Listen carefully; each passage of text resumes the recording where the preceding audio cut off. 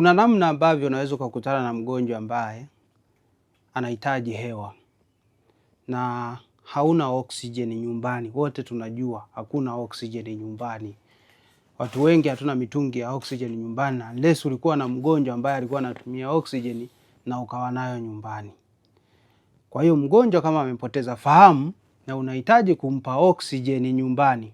Zamani tulikuwa tunashauri unatumia mdomo kwa mdomo, lakini nao kwa sasa magonjwa yamekuwa ni mengi, kwa hawashauri. Sasa kuna kifaa ambacho unaweza ukawa nacho. Kifaa hiki hapa kinaitwa single valve mask. Hiki ambavyo vinapatikana kwenye pharmacy karibia zote nchini, pharmacy kubwa. Kwa unakuwa nako kama haka. Ukishakuwa nako kama haka, tumesema ni single valve. Hapa katikati kinakuwa kinazuia magonjwa kutoka kwa mgonjwa kuja kwako, lakini magonjwa yako pia kwenda kwa mgonjwa. Kwa hiyo ukiwa na maski kama hii inaweza kumsaidia tu mgonjwa akaishi kwa kutumia hii. Sasa ukiwa nayo unaiweka namna hii. Hii sehemu ambayo imechongoka ni sehemu ya pua.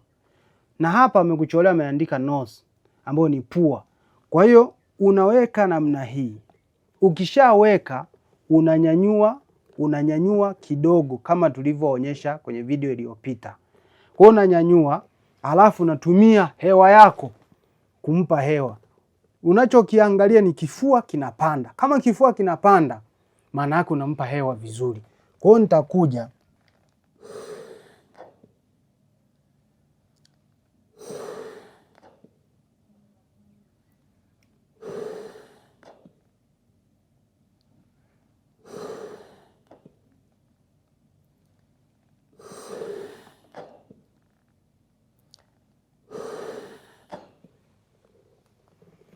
kwa hii ni ile ambayo tumesema inaitwa single valve mask, ambapo kama hospitalini unayo hii inaitwa BVM, hii ni Ambibag, unaweza ukaitumia kwa ajili ya kumpa hewa. Kwa unaweza nikatumia hii.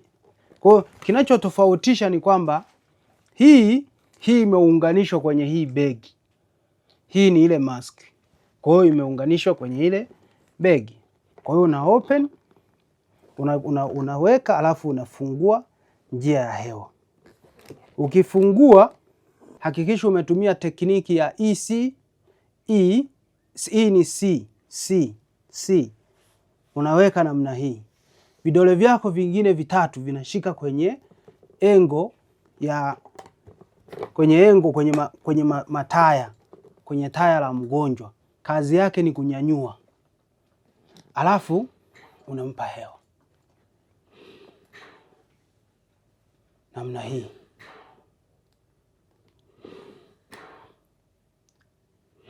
Hakuna namna yoyote utamsaidia mgonjwa kwa kumpa hewa mara nyingi, like kwamba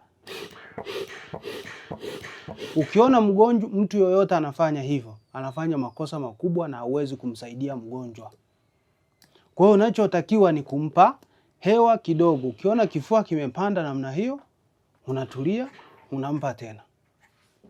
Na hivi ndivyo watu ambao tunapumua kawaida. Ukiona mtu unapumua haraka haraka, hilo ni tatizo. Kwa hiyo unampa hewa kidogo kidogo. Kifua chake kinapanda, unakiona hivyo.